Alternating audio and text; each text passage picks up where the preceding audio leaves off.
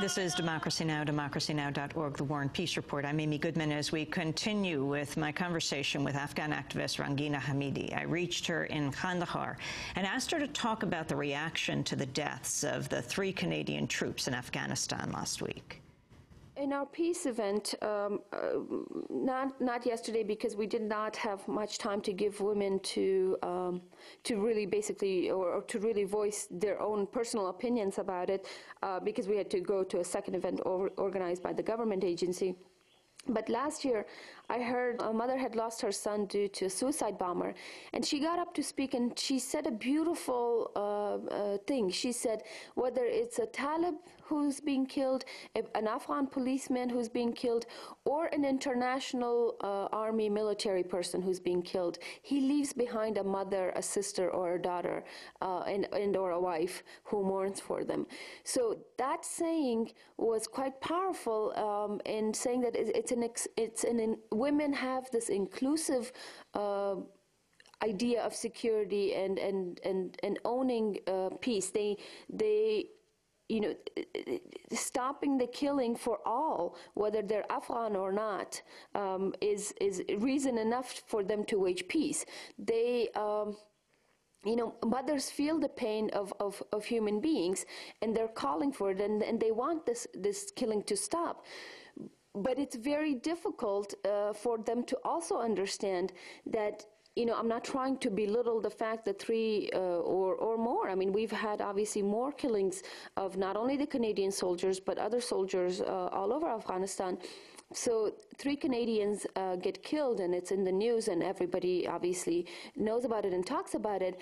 But in Afghanistan, on a daily basis, we have more than, it's very hard for me to quote, but I would not be surprised if we have more than 10 or 15 people being killed on a daily basis.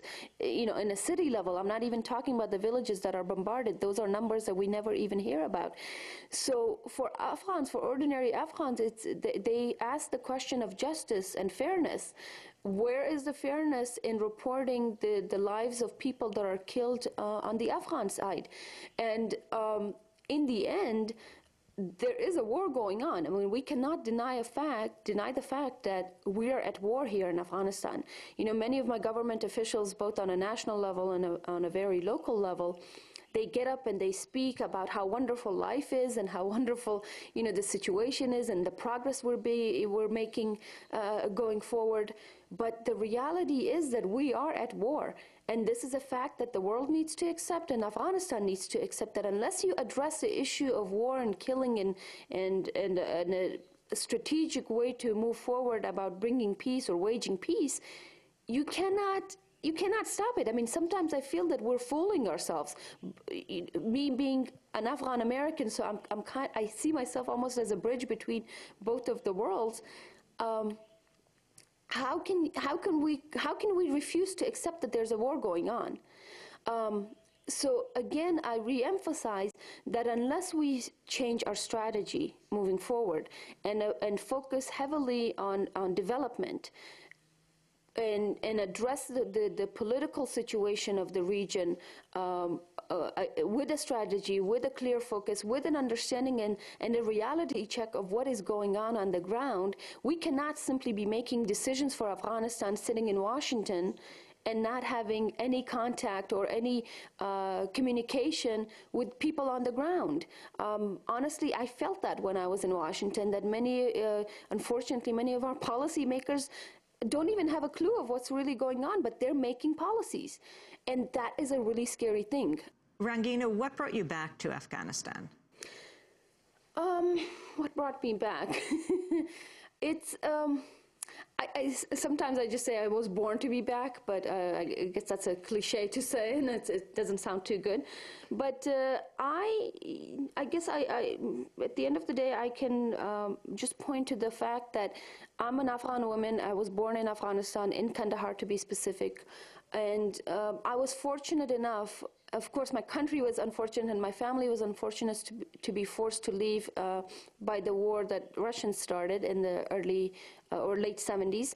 But I was fortunate enough to have been brought up in a family that is very open-minded, very much forward-thinking, and allowed me every opportunity and any opportunity in my life that I wanted to take. So when I finished my college in America, and September 11th happened, and then the issue of Afghanistan came up, I only knew that I had to go back, because if my father had, or if my parents had not decided to leave Afghanistan when we were young, I could very well be the women that I work with today. And most of these women are, you know, unfortunately, women who are either widows or extremely poor, or living in relationships and families that are completely controlling and, you know, not recognizing women's rights and not recognizing women as valuable human beings. So I only thought of it, you know, in my sole decision, or my main decision to come back, is to serve the people that I'm part of.